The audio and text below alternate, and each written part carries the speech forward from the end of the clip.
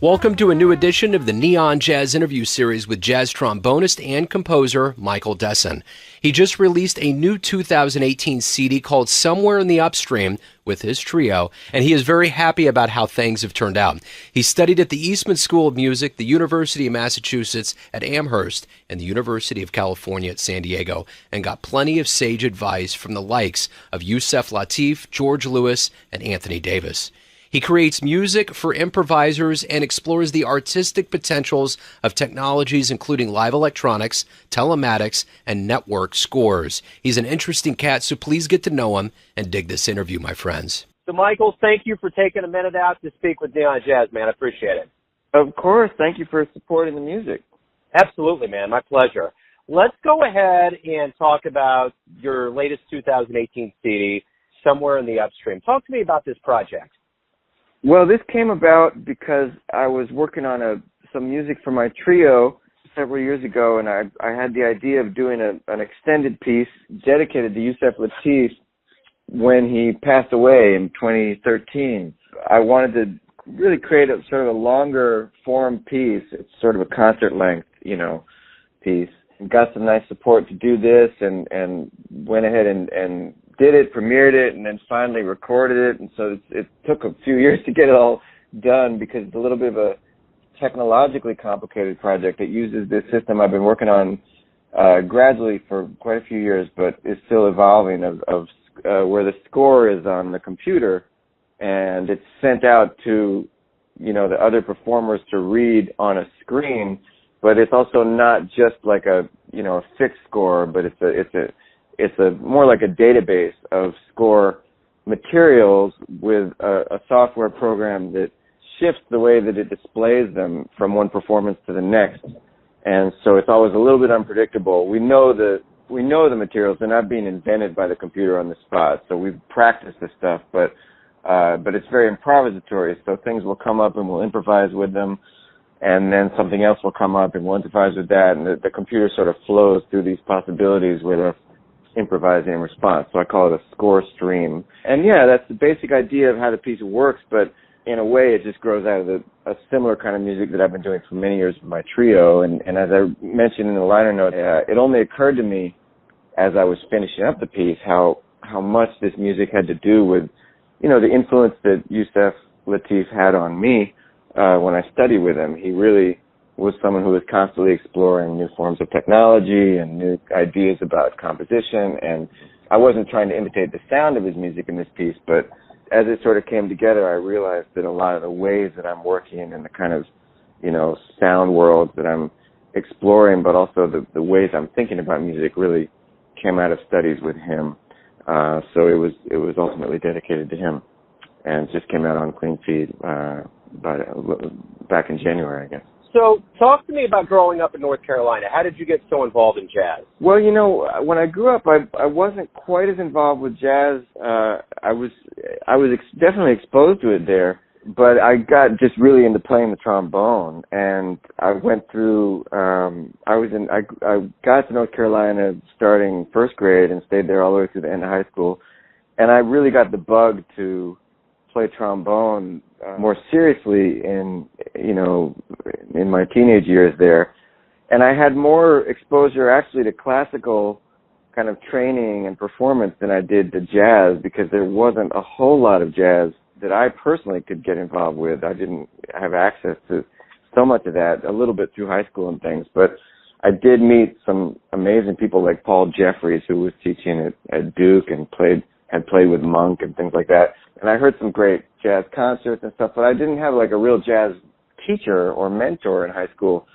But I had a lot of interest in just anything. I just wanted to play the trombone, when I was in high school. It was like just anything that had the trombone I wanted to learn.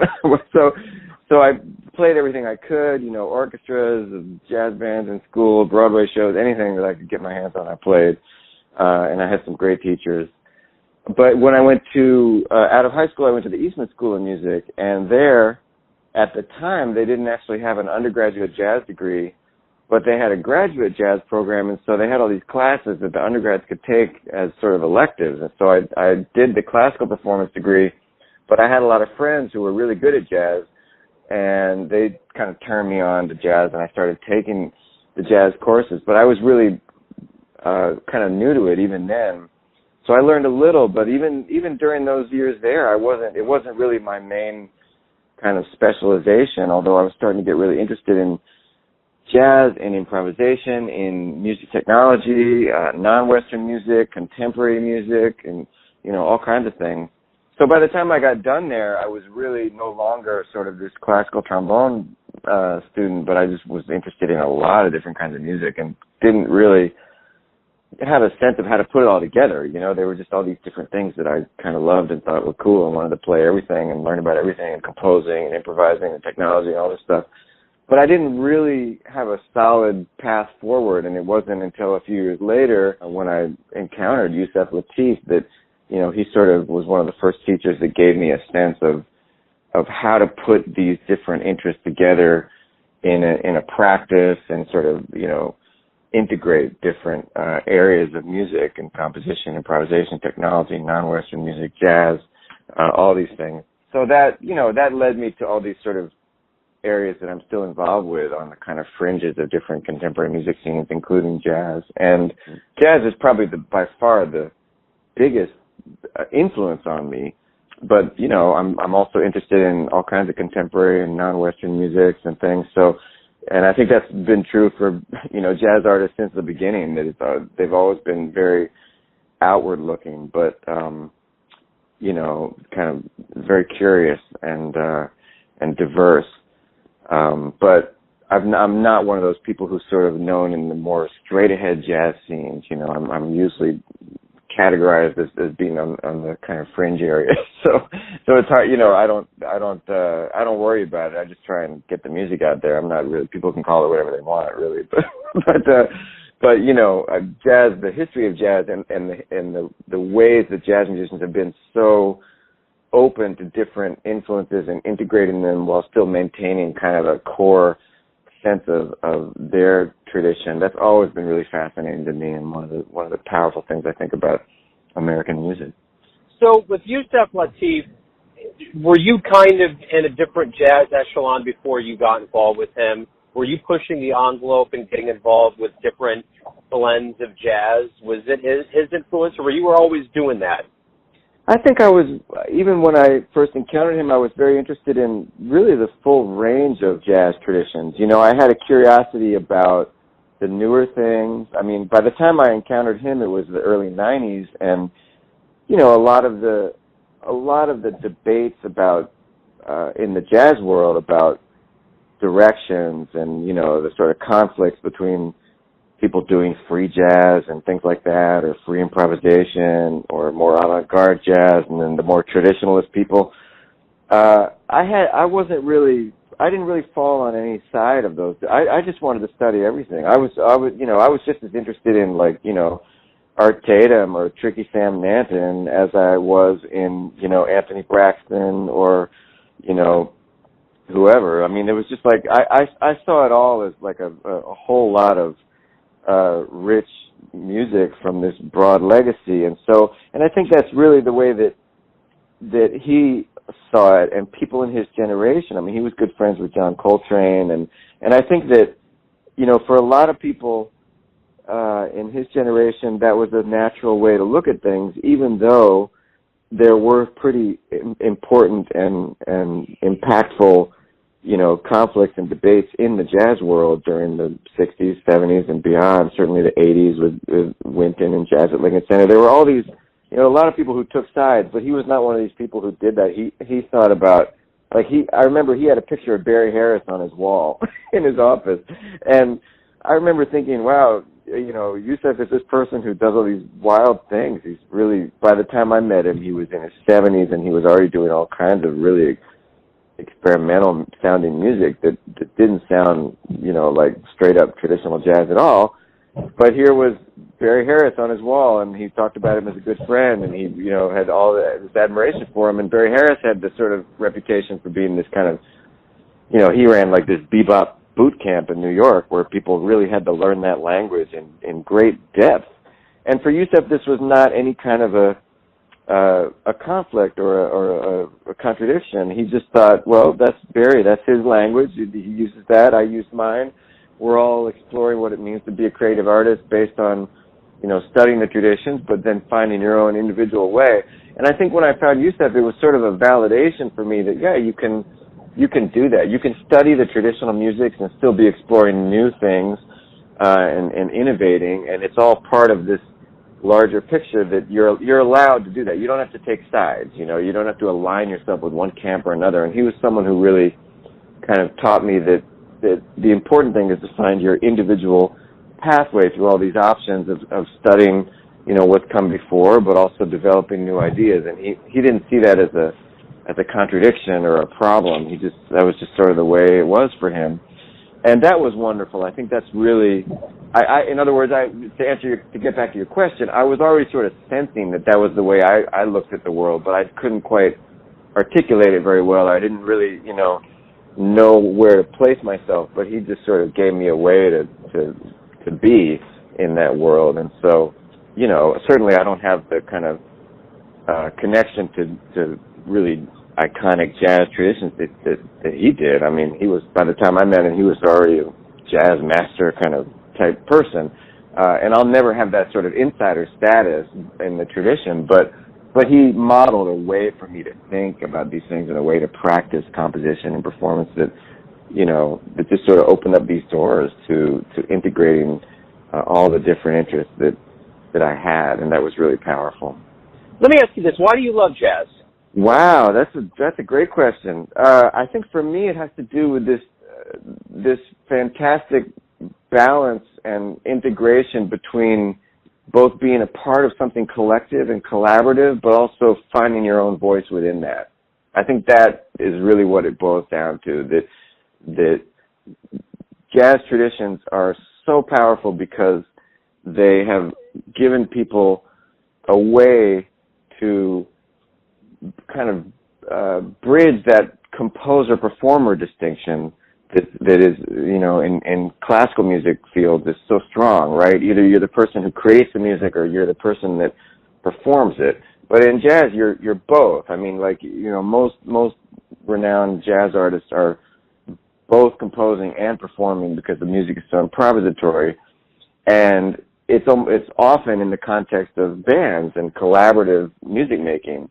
So for me, really, the deep beauty is that it comes out of that ability to find your own voice as an individual, but to do so in a collective context. And I think what really makes it powerful is the fact that is not just a process operating on the artistic craft level, but it's also tied into this broader social, cultural, historical dimension, where African Americans have figured out a way to maintain in all kinds of different individual and collective ways, to maintain a kind of a practice that has this sort of integrity to it, but within a broader context that's collaborative. So this feeling of the music has been part of, resistance to power structures, but in a way that, that is individual for people. They've been able to find their own individual ways to express themselves, but without having to give up this feeling of being part of a larger collective tradition.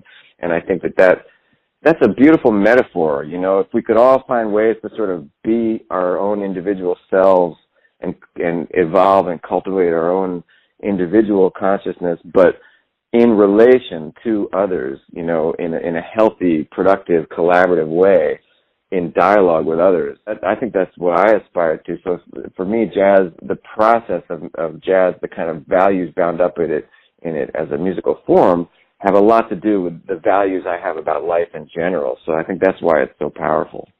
Are you happy with your career? You've won awards, you've been around, you're releasing albums, you're always busy. Are you happy with how everything's turned out up to this point?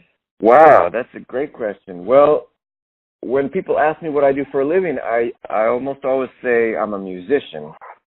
And, instead of saying I'm a trombonist, I'm a composer, I'm a jazz this or whatever that, because to me the word musician really captures it in the sense that that music, in the broader sense, for me at least, what I mean by that is this this experience of a kind of a time-based, focused immersion in sound that people are intentionally creating, whether it's composed or improvised. But it's this idea that we're using music as artists and as listeners. We're using it to create this kind of alternative reality for a moment in time that we then inhabit and really learn from.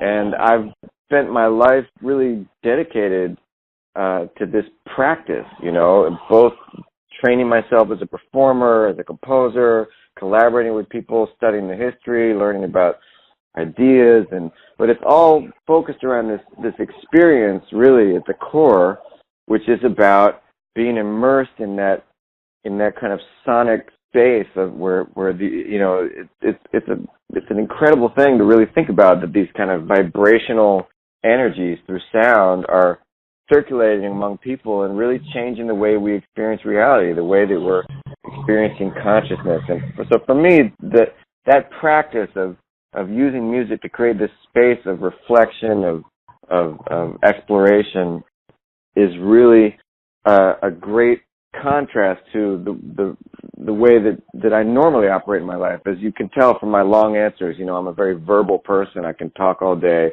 That's partly why I'm in academia.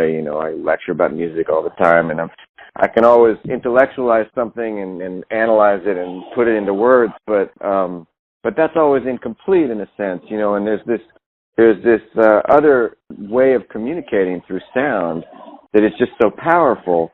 And so that is the kind of flip side of the more verbal, intellectual way of being in the world, is this more expression through sound and sort of creating these alternative realities of consciousness through sound. And that is where I've really tried to be investing, my energies, my commitments, my values. I'm very interested in learning from other people, from diverse experiences, people who have had different experiences than me, so I'm very committed to social justice and diversity and things like that. And I'm trying to find ways continually to get that both into the music and into the teaching and institution building and community building. So those are the ways that I think the values serve as kind of a bridge between these two modes of being in the world. But saying that I'm a musician encompasses this idea for me that a lot of my life has been about this practice of creating these spaces through sound where we can really explore and exist in a different relationship to others and in a different relationship to our world than through our normal way of being. So it's trying to figure out how to integrate all that is really the larger practice. That's one way to answer the question. It's really hard to, there's a lot of, it's a hard question, man. You're asking all the great questions today. It's excellent, but that's the best shot I can give right now. The perfect answer, man. Michael, thank you for opening up in Neon Jazz, talking about your music and talking about everything in between, man. I appreciate it. Well, thank you, Joe, for doing this and supporting the music and asking such great questions.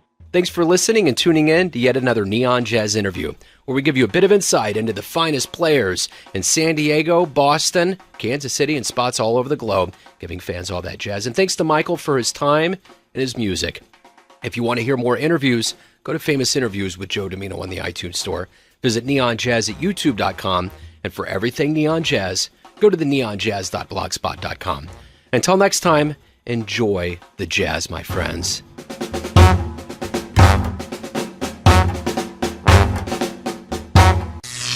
Neon Jazz.